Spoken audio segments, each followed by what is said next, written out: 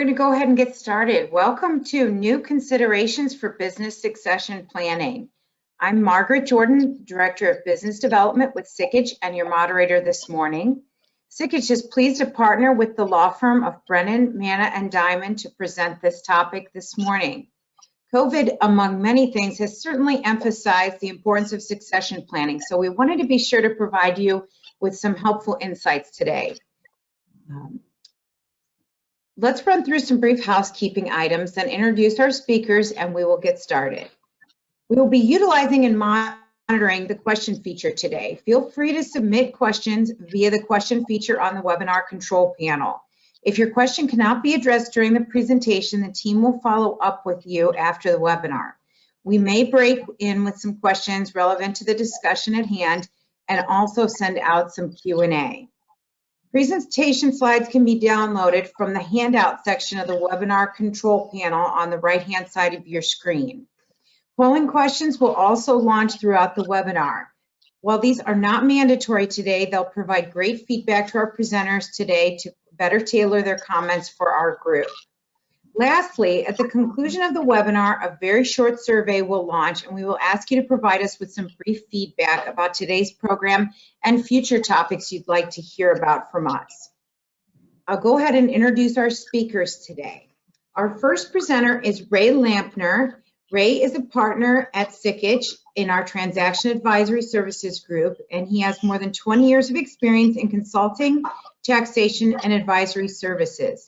He specializes in valuation, exit, and succession planning, tax, and legacy estate planning. He offers expertise in consulting, strategy, and implementation with mergers and acquisitions, bank financing, growing businesses, and exit planning for privately held companies.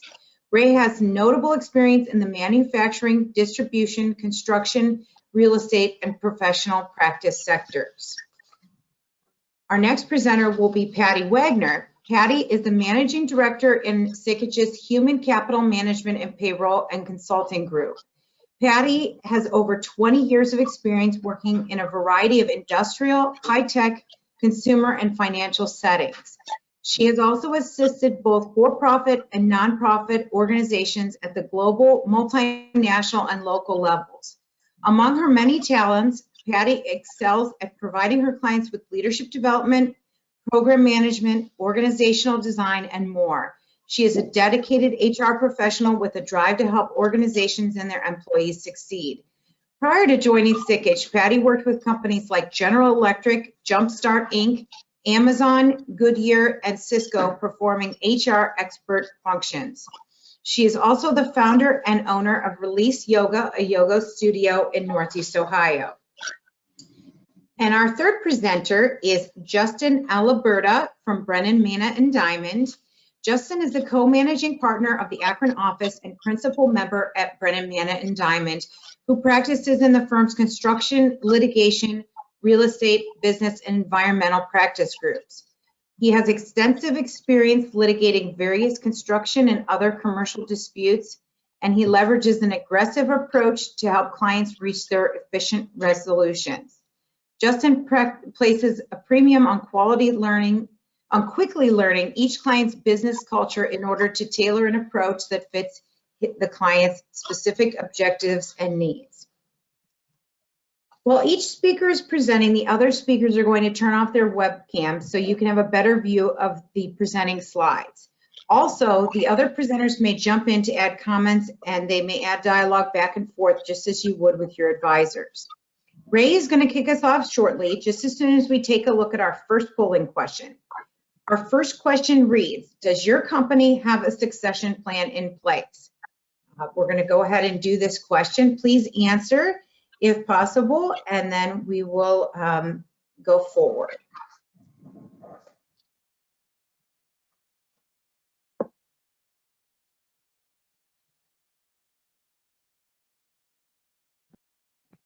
All right, we'll give you just another second to go ahead and select your choice, and then we'll go ahead and report the results. We'll send those out in the chat feature. Okay. Actually, the results are up, and that's pretty much what I see in line with everything. So About 30%, 29% says yes, and it's documented. And I would hope that means it's communicated to your team also, but depending on what the plan is. Discussed but not documented, and then no learning more today. So about 70%, although they may kind of understand what their plan is, really don't have it documented, and probably have some more work to do on it. So, but this is pretty typical with what we're used to seeing with everybody. There's normally still a lot of work to do, and it sounds like it. So, as Margaret mentioned, my name is Ray Lampner. I am a partner with Sikich, and I am a co-leader in our succession planning practice, going through and trying to help clients kind of figure out what they're going to do. Actually, can you go to the previous slide? Just keep it on that one for now. And just kind of work with them through, help identify what their succession plan might be in place. And just so people understand kind of our approach when we look at it and we're working with somebody, the goal is normally our first question is, if you've gone through your plan and you look back at your company after you're no longer owner, employed, however you want to put it, what does it look like? And the biggest response that we always get is, well, we hope that the employees that have helped me build this are still there. And that's normally the number one concern. Now, a very close number two is always, I want to make sure I'm financially independent when this is over, right? Because we can do all kinds of tax planning, different things like that, but we never want to put our clients in a position where we have to go start asking their kids for money because they were trying to save so much estate tax that they gave too much away. So this is where you're getting with the goals. And so, once you kind of have that in place, what do you want? What are you trying to accomplish? Then we go back to, where are you at now? And can we bridge the gap? And, how do we get from point A to point B, right? How do we get from where you are now to where you want to be? And that's going to entail a lot of different people. Obviously there's tax planning, there's valuation you have to look at, but obviously you need attorneys to help with, documentation and also planning. Patty's going to spend a lot of time on HR today, and that's very, very important, but your wealth advisor is very important. Your insurance advisor can be very important through this process. So it's just getting from point A to point B. And, a lot of times when we're working with people, one of the responses we do get is, and I just got this a couple of days ago, was I'll be 67 in 4 years, and that's when I want to leave. And that's a great plan, but one of the things you have to just make sure you keep in mind is that nobody knows what the economy is going to look like when you're 67. If you're 63 now, nobody knows what it's going to look like in 4 years.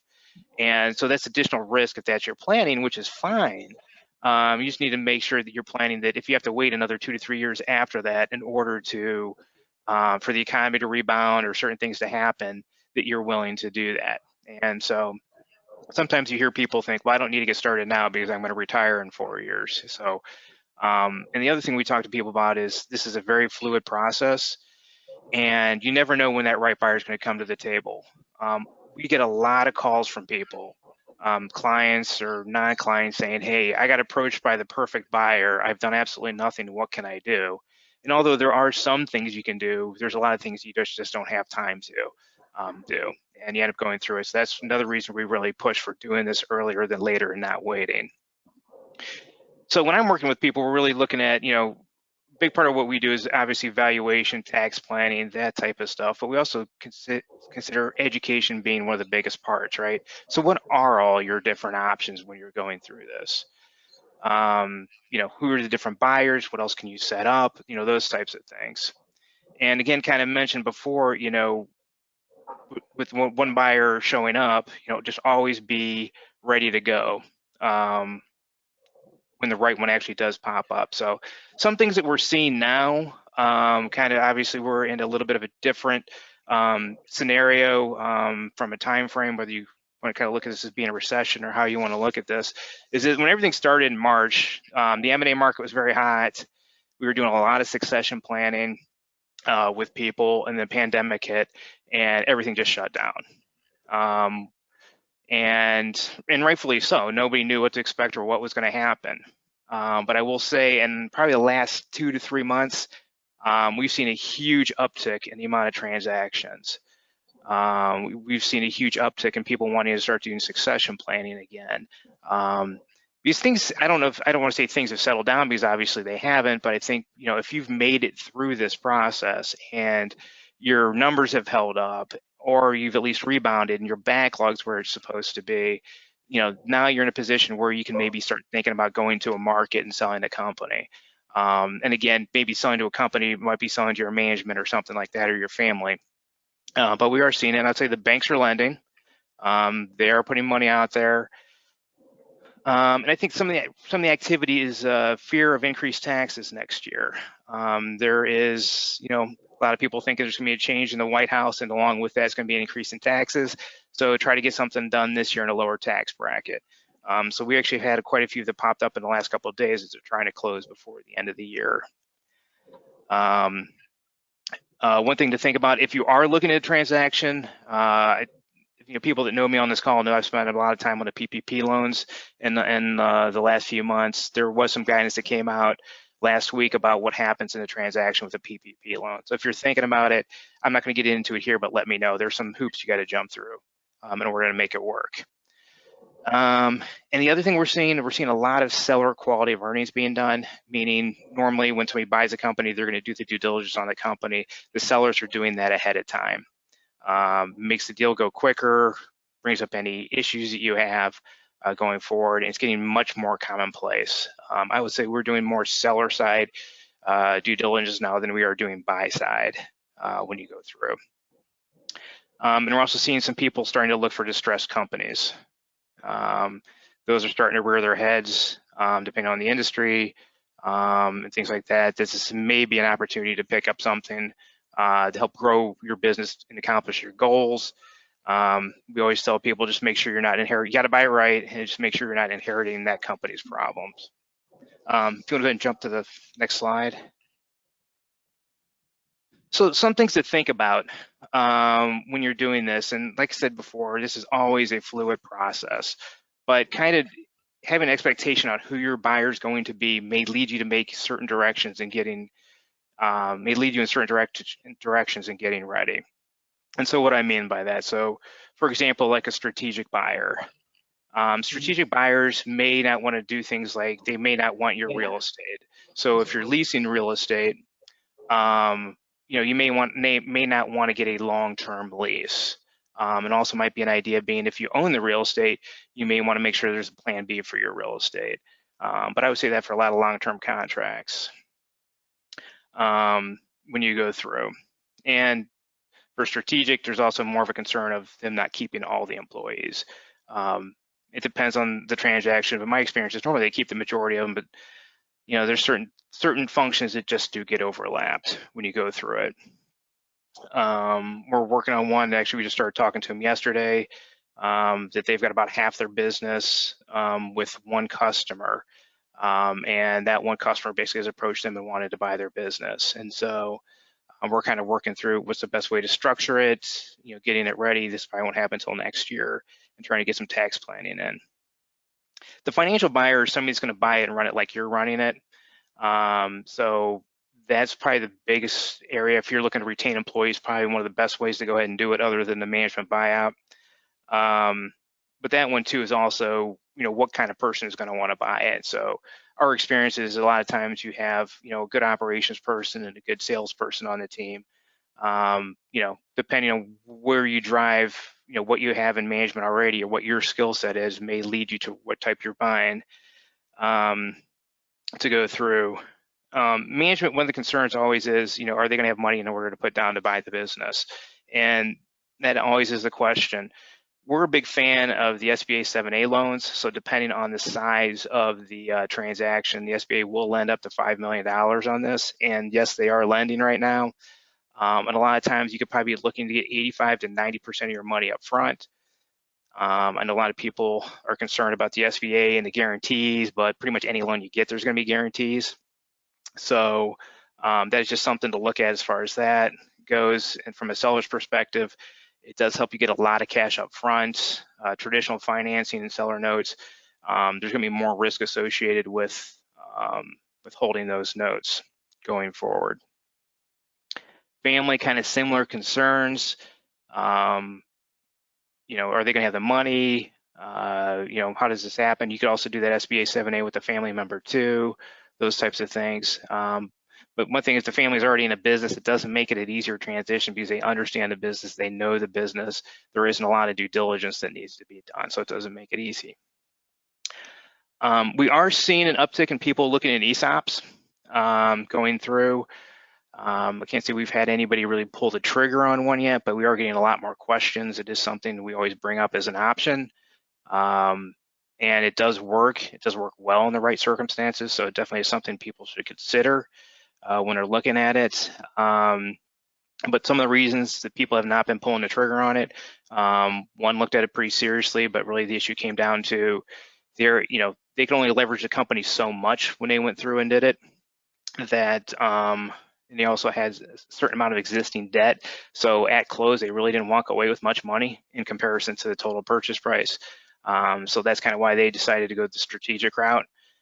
They were getting enough money overall from the ESOP. There was just too much. They felt there was too much risk with just getting a certain limited amount at closing.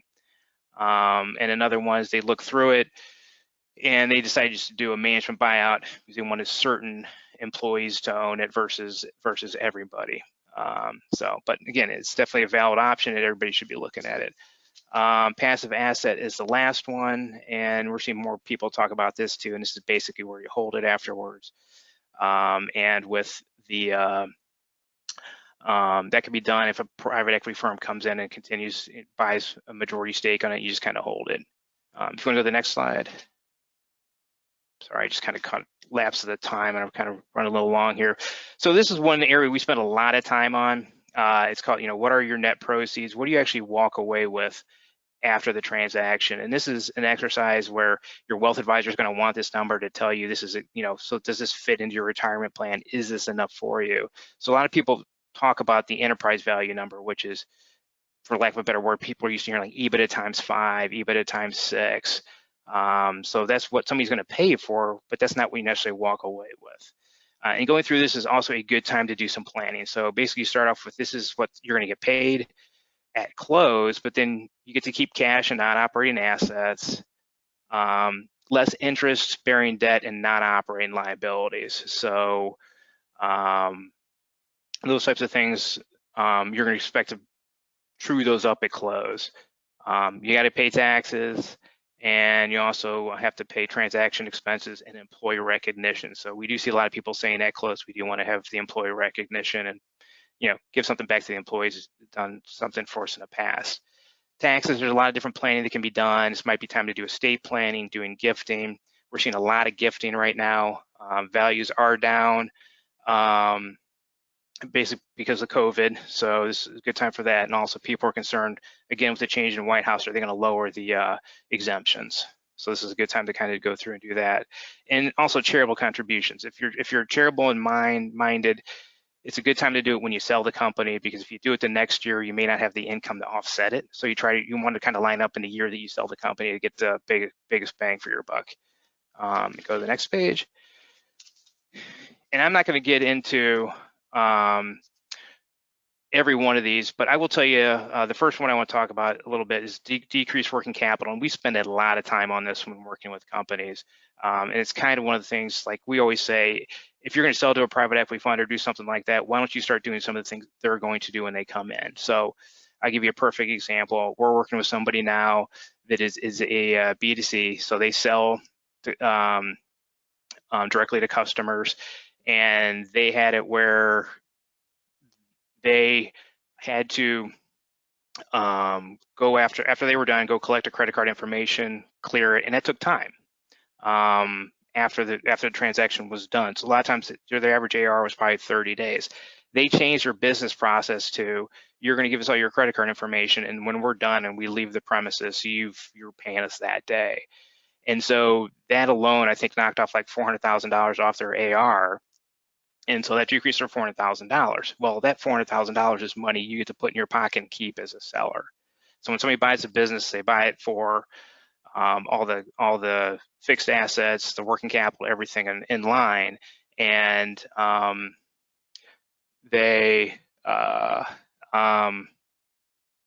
which includes the working capital. So if you can lower it and keep that money before, that will actually change it going forward, and you get to keep that. You just need to be able to prove it. You can't just lower your inventory 1 month and say, okay, I've got a lower balance. You got to be able to prove that you can operate at that level.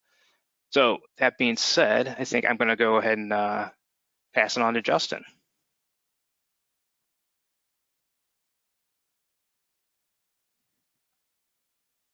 All right, Justin, while you're going ahead and getting your camera ready, we're going to go ahead and do another polling question. The poll is, what is your greatest hurdle in activating your succession plan? Go ahead and please check the box that applies to your business, and then we'll go ahead and see the results, and I'll turn it over to Justin.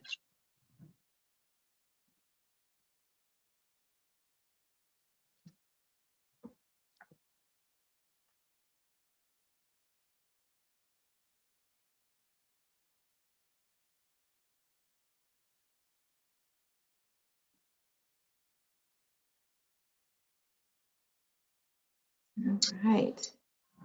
The results are in. So that's interesting. Good morning, everyone, and thanks, Ray. I think this is great because what these poll results indicate is that we've got a diverse group on the line here in terms of people who are in different stages of the succession planning process, and then also companies who are seeing different challenges in their attempts to succession plan or see different hurdles in the way. So that I think hopefully the content addresses some of those issues and concerns. And while we're getting the slides up here, just to provide a little bit of context for the discussion, I think whether it's legal, tax, HR, we have to go into this process and ask ourselves really, where have we been, where are we now, and where are we going?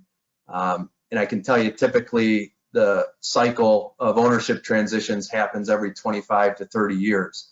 Now, there are some pre-pandemic studies that indicate those transitions were happening a little more frequently, particularly in the last 2 years, due in part, I think, due to the high number of baby boomer retirements and perhaps companies regaining their footing after the recession. But that's the question, and Ray alluded to it.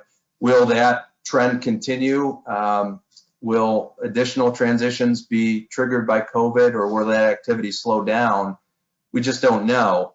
But if we could go to the next slide, what we have here is a really competing paradox between two philosophies, and I've heard both of them. And one is that you should avoid succession planning or implementing a business transition plan during a time of crisis, versus this idea that unexpected events and uncertainty are in fact the perfect time to take an honest assessment of where we've been as a company, where we are now, and where we're going. So I'm going to adopt the second approach here and take the position that now is the perfect time to at least begin the succession planning process or refine your plan if you already have one. We've had a unique opportunity here with COVID to see how the company operates in a time of stress, and an opportunity to see who's stepping up as a leader, which is important for the succession plan. We could go to the next slide. Thank you. The impact of COVID has certainly prompted many organizations to reevaluate their strategies and business models. And we're aware of a number of companies in particular who, as their leadership needs have changed, they're taking a critical look at succession planning needs. And for some folks, again, it's the realization that we need a plan, or we have a plan and there are some gaps in it. But I think the key here to tee yourself up to implement a successful plan is to be reflective and think about, what has changed, so we can align future performance with the right succession plan. And on the next slide, we start to see, some ideas or questions that may come up when you're going through that deliberation and trying to identify what has changed. How's our strategy changed? What does the business model look like in recovery? How do leadership competencies need to change to reflect that strategy? What are future talent requirements? Are there any gaps? One example that we've seen repeat itself on the heels of COVID are companies that have found that their customers are driving the need for an increased digital expertise or digital experience, an online experience. So in this scenario, if there are leaders that can't adapt to that new pace or manage that change, or perhaps struggle with technology, it's going to be more difficult for those individuals to survive as leaders, but also for the company to survive. So additional and new leadership competencies may place a higher emphasis on adaptability, decision-making, and resilience.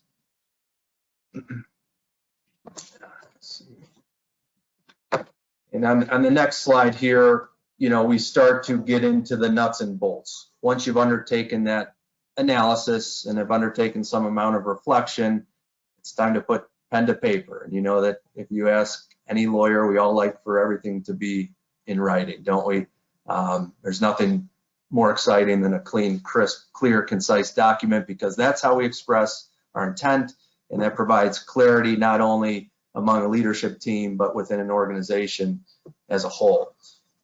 And it's interesting, when it comes to succession planning, there are actually studies that talk about the importance of having a written succession plan, or as we like to call them, ownership transfer and succession management plans, OTSMs. And I saw from the poll results to the first question that there are a lot of folks on this call who perhaps have a plan in mind, but maybe it hasn't been reduced to writing. And I would just encourage folks not to underestimate the importance of that critical step.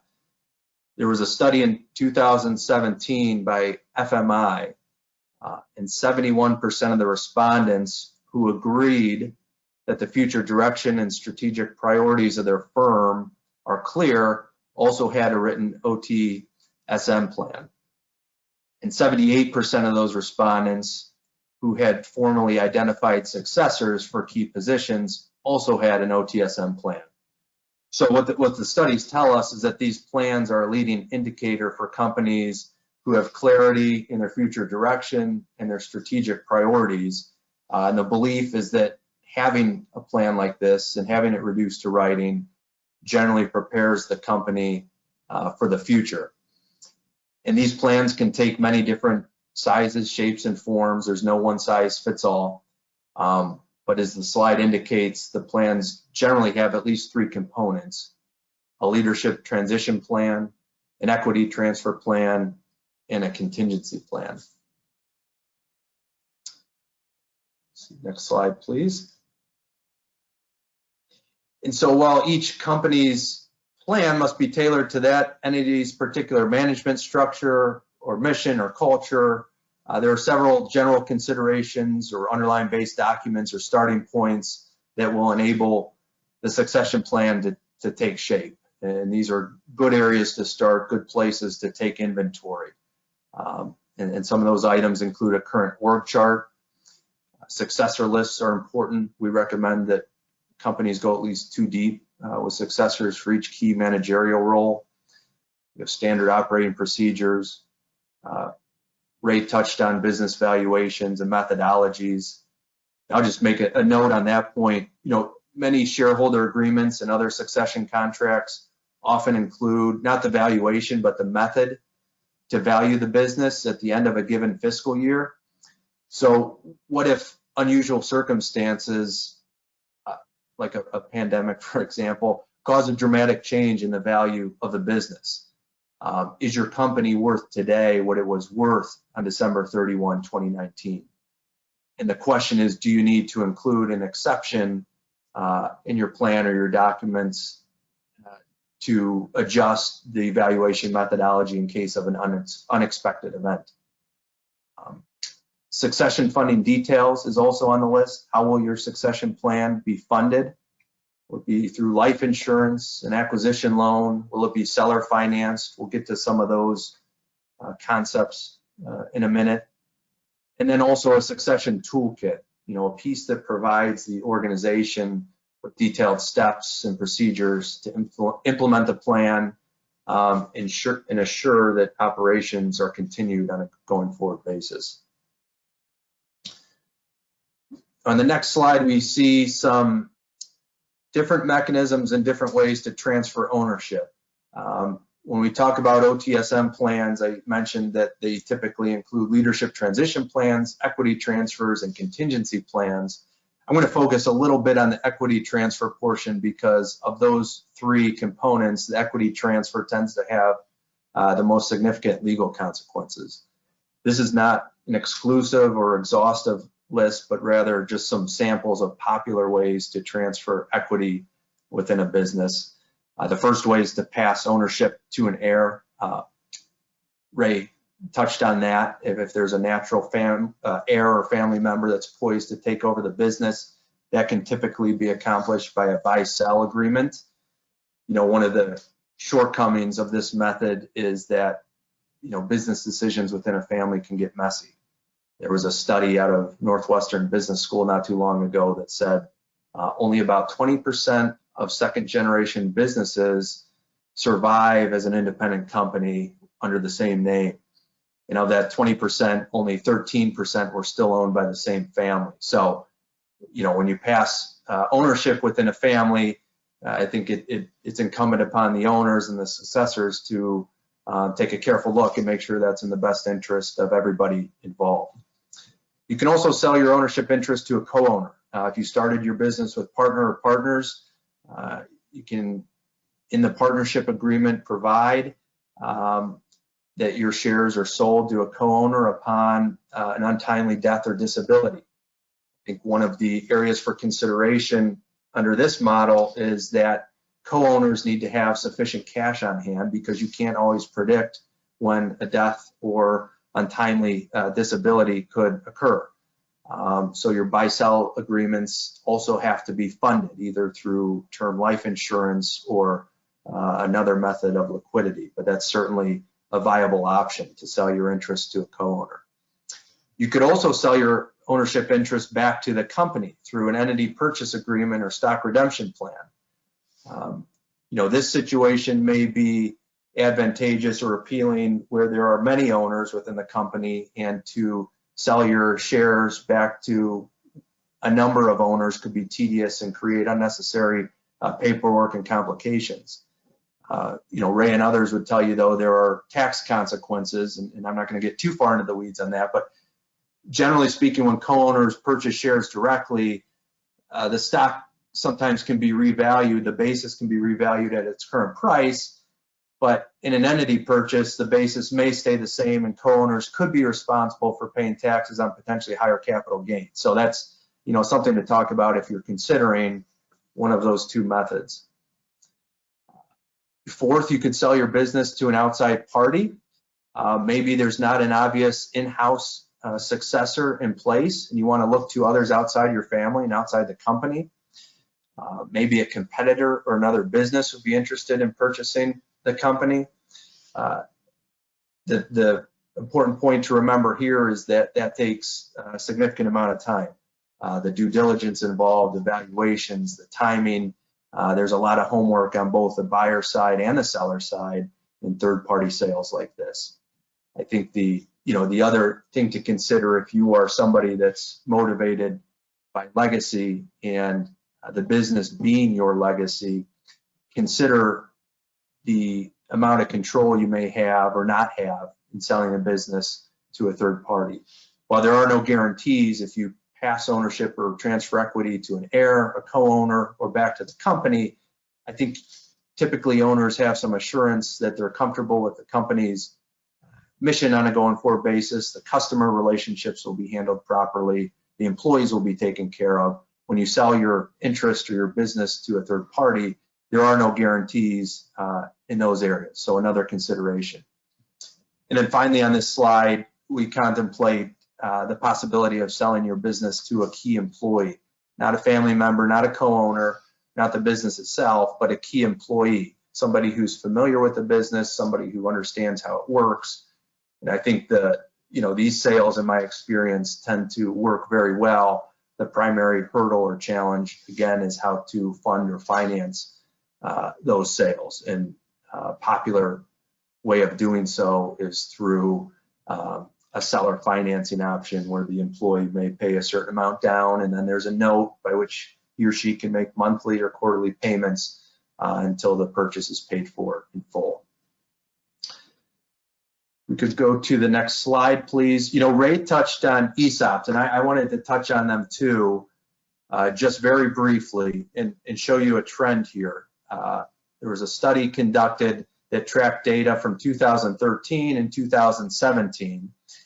And what those studies showed are that the number of companies planning a third-party sale during that time period decreased, while during that same time period, the number of companies that implemented an ESOP, an employee stock ownership plan, increased. So I think this speaks to the idea that ESOPs are gaining popularity and gaining favorability.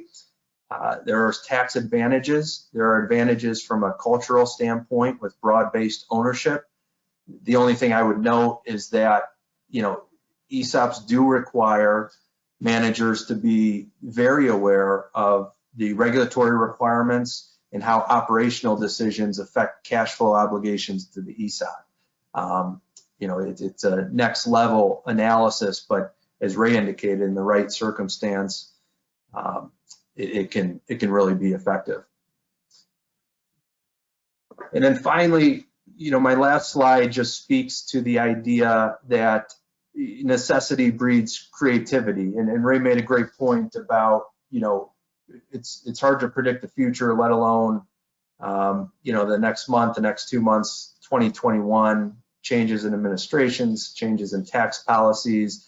I think one thing above all that I've learned through this process is that you have to be open-minded, understand what your company's worth, don't sell yourself short. There are a lot of different ways to structure an arrangement, surround yourself with an appropriate team of advisors, but I would not be surprised if there are even additional new ways to transfer ownership or succession plan in businesses that come out of this pandemic, just because the economic environment demands it. And where there's a will, there's a way, and we can make these things happen. So that's it for my time. I appreciate it, everyone, and I'm going to turn it over to Patty now. Thank you, Justin. That was great. Next, we're going to do one more polling question while Patty prepares her presentation and her camera. What has been the impact of COVID-19 on your organization's succession planning process? Give you a second to answer, and then we'll go over the results and turn it over to Patty.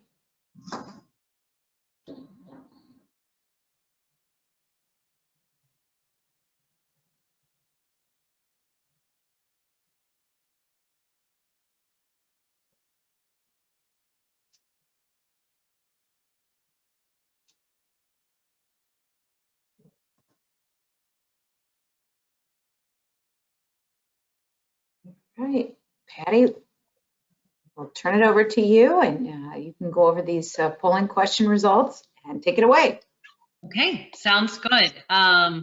So interesting that COVID has not necessarily impacted your plans, but I'm also seeing that a portion of you don't have a formal plan yet. So maybe that explains some of the lack of COVID impact. It's certainly a complex process and one that takes time. So the other thing I kind of read into these polling results is, all of this is a multi-year, multi-generational plan. And so COVID is a wrinkle in that process, but, is a singular event. So I think as both Justin and Ray mentioned, it remains to be seen how COVID will in fact impact the sale of businesses and passing businesses down. So I want to focus on some of the HR and talent implications associated with succession planning. Let's go to the next slide, please. Thank you. Okay, so we've heard a bit from Ray and Justin. Now I want to talk about people. I think as much as the brand that you've built, the customers and the relationships that have been created as a result of your businesses, I feel strongly that equally the team you've created is a key part of your legacy. And I'm sure many of you have put tremendous effort into recruiting the right people, training and developing them. At times maybe they are family members, and that has its own unique set of challenges as well. And as we've discussed already, there are many different ways to exit the business, but in all scenarios, you're going to need a strong leadership team.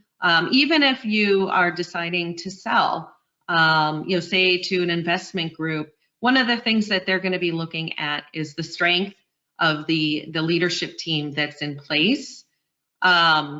So let's transition to the next slide. We can talk a little bit more about this.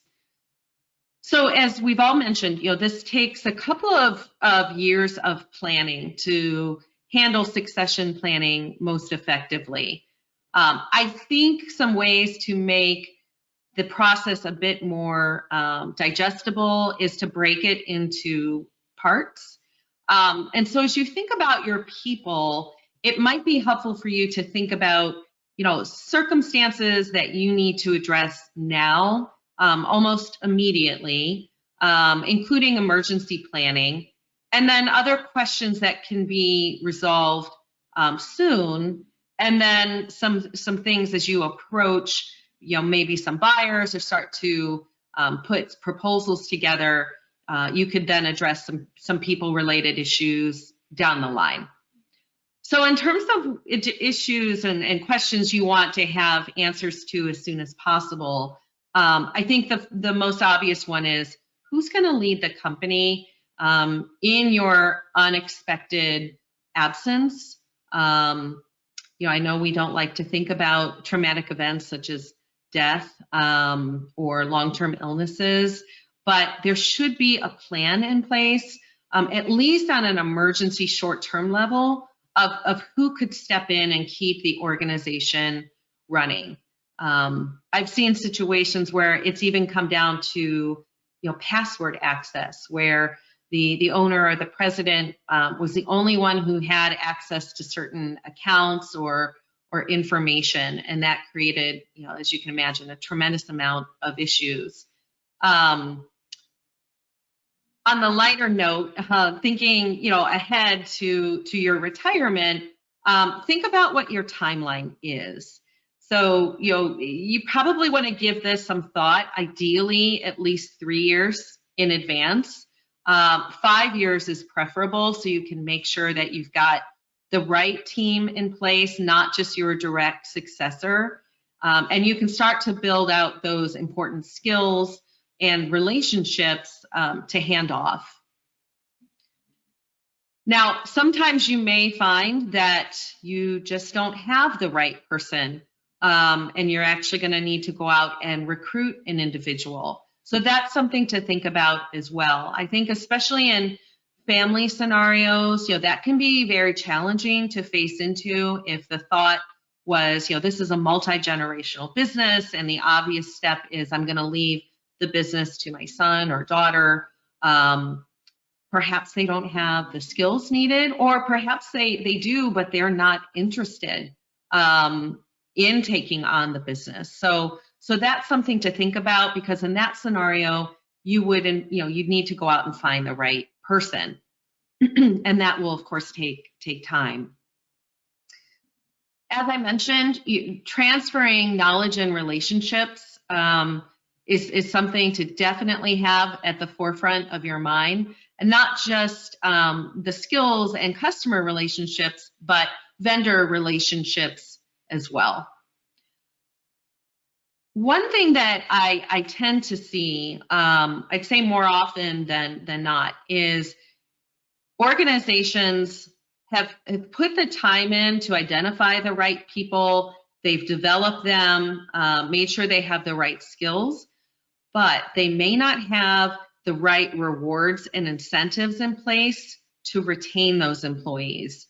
So, imagine a situation where you think you have the right people identified, but they leave. They, go to a competitor or exit the industry, right? But take a similar role, outside of the industry.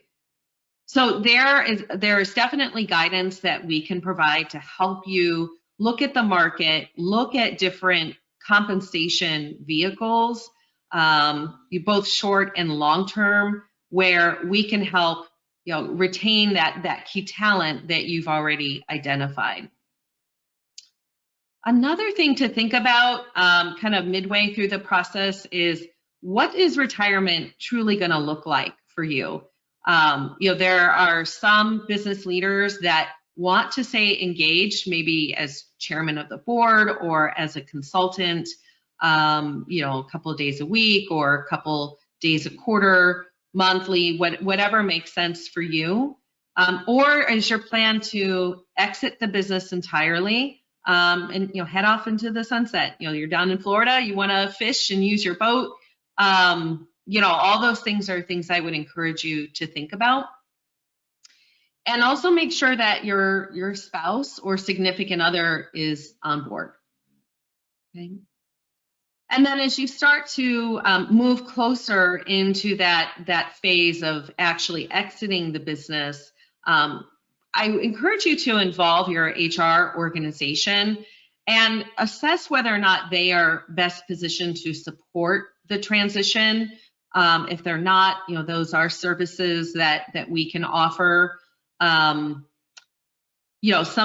businesses have HR functions that are excellent at administering what I call kind of foundational HR, but they may not be best positioned to help you think through some longer term strategic people implications. Sellers are also going to, a good seller is going to want to do their due diligence on the entirety of the business, including your HR processes and practices. So it's a good time to make sure that things such as your employee handbook is current and contemporary, reflective of the times. Similar, you might want to take a look at your performance review process. There's a number of things to look at. And then also, are you fully compliant? In HR related and labor related regulations and laws, they are a minefield. They're a maze. And sometimes they actually contradict one another. So that's an area where you may want to reach out to an attorney or an HR specialist to make sure that your organization is fully compliant. Let's move forward. Thank you. There's a couple of key documents that you want to have in place. I always recommend starting with your strategic, sorry, there's my little dog. You always want to start with your strategic business plan, because that's your roadmap of where you're headed. And that gives you an indication of the types of skills that are going to be needed to lead the company going forward. I also recommend an updated mission, vision, goals, values are another one I recommend. And the reason for that is not only do they further that roadmap, but for example, your values are going to help you identify the right people to lead the organization. They may have the skills and the knowledge, but do they have the right values that are needed to propel that strategic business plan and continue the business's legacy? Justin mentioned this, and I just want to underscore this. Leadership succession planning shouldn't stop at just your immediate successor. Try to make sure that you've identified leaders and managers 2 layers deep, or you may have an individual contributor who has tremendous tribal knowledge, and you want to have a good plan around that individual as well. So leadership assessments can be very helpful in helping you identify and develop the right team members to lead the business. There's quite a few different ones out there, and sometimes choosing the right one can be overwhelming. That's something that we specialize in. We are very familiar with different assessments and profile measures, and can help guide you towards the one that would best suit your circumstance. It's also good to have development plans and performance reviews documented. Anyone coming into the business may want to have access to those down the road. I mentioned short and long-term compensation. The foundation of that is a compensation philosophy. So where does your organization stand in the market? Meaning, is your goal to pay, say, at market?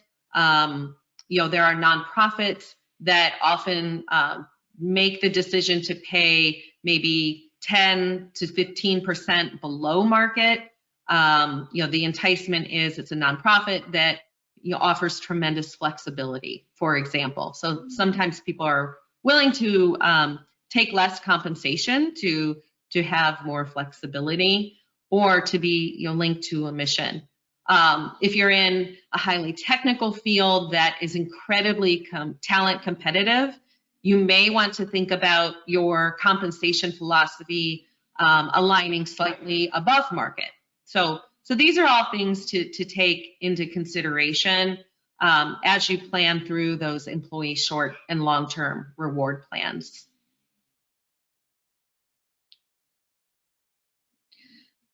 The last thing that I want to share, and I think this is a nice way for us to recap, is timing is everything. And I appreciate how busy business owners are. But setting aside time to create a succession plan is important. As we've shared, you want to begin this process at least 3 years out, maybe 5, depending on your circumstance. And as you prepare that plan, not only do you want to pull from trusted advisors, but you probably want to understand what matters most to your industry, your customers, as well as your leadership team that you've identified to make sure that there's a smooth transition. Just want to underscore, one last time, what matters most to you? There's the financial side and the tax implications of your succession plan. But again, you want to make sure that you're really thinking about yourself. Your retirement is an important piece of your life, and you want to think that through. How are you going to be involved, or do you want to be involved? Perhaps you're headed off to a different venture, right? That's another thing to think through. So, Ray, Justin, and I are always here for you. We'd be more than happy to speak with you about the services that we can offer to help you begin your succession plan, or if you just want, us to validate the plan that you have in place. Is it one that's going to work for you and make sense on all levels, both from a tax, legal, and from a people standpoint. Thank you, Margaret. Thank you, Patty. That was great. We've had a few questions come in, and we have some time for a few additional questions. So please continue to send those in through the chat feature, the questions feature, or the chat function. The first question we had come in was for Ray. Ray, when should the participant asked, when should I approach my management team to see if they're interested in buying the company? It's always kind of a tough question. My suggestion is to try to come up with a plan on your own and see if you even feel that that's a feasible option. And assuming you do, I would say probably the sooner the better to kind of understand. And I also think you need to do kind of a formal presentation on how you expect this to happen. I'll give you an example why, because I was working with a company a few years ago, and it was going to be a management buyout, and it was going to be, I think 5 people were going to be buying the company out of the management buyout. When we sat down to kind of give the presentation and explain exactly how it was going to work, and I thought it was a pretty good plan and very beneficial to the management team in the structure, one of the people decided to walk away because they felt they worked there long enough, they should get it for free. And it was pretty darn close to being free because there wasn't much of a down payment, and the rest of it was in the form of a seller note, and the company was going to pay for itself. So again, I thought it was a pretty good plan, but you never know how people are going to react on what they're going to do. So I would figure out, does it work for you? Does it accomplish your goals? How do you want to structure it? And then I would say the sooner the better you have that to make sure everybody's on board when you go through them. Excellent, thank you. And we had a question come in for Justin. Justin, what are your thoughts on the use of insurance to fund a transfer of ownership or equity? Yeah, it's a good question. One of the things we talked about was the challenge in some of these buy-sell agreements and other arrangements to fund the purchase, to buy out a co-owner or a partner. So, many succession plans do call for and use insurance to help fund that purchase. I think there are two things you have to keep in mind. Number one is the amount. Sometimes the amount of insurance purchased at the beginning of a plan is not always sufficient, to account for the changes in value as time progresses. And then the other thing is the type of insurance. A lot of people focus on life insurance to facilitate a buyout and don't give as much attention to disability. And now, unfortunately, with COVID, we're seeing that that's a very real possibility that while an owner may not necessarily die, they may become disabled to the point where they're no longer able to function in their current capacity. So don't overlook the importance of disability insurance to help fund a potential buyout. Thank you. And Patty, we had a question come in from one of our participants that says, I have a 50-50 business partner. How do we go about preparing for succession? Yeah, that's, in my experience, that's can be very challenging. What I'd first suggest is look at the potential to shift the ownership model without a clear leader, owner, I should say, of greater than 50%.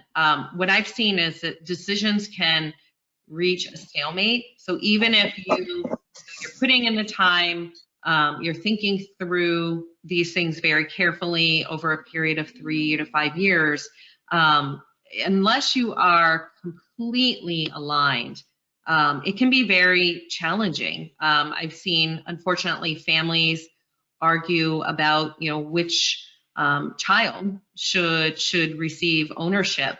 And especially when there's family involved, these things can become pretty sensitive.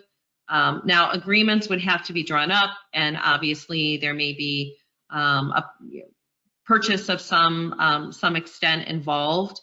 But I do recommend, if it's possible to shift that ownership model, try to do that sooner versus later. Very good. Thanks, Patty. This concludes our discussion today. Thank you, Ray, Justin, and Patty. And thank you again to Brennan, Manna, and Diamond for their participation and partnership with Sikich to host this webinar. Thank you to all of you for your time and participation. Please plan to take a few moments to take our brief survey at the end of this program, and don't hesitate to reach out to any of us with further questions or for additional one-on-one conversation. We're always here and happy to help. Thank you and have a wonderful day. Thanks, everyone. Thanks, everyone.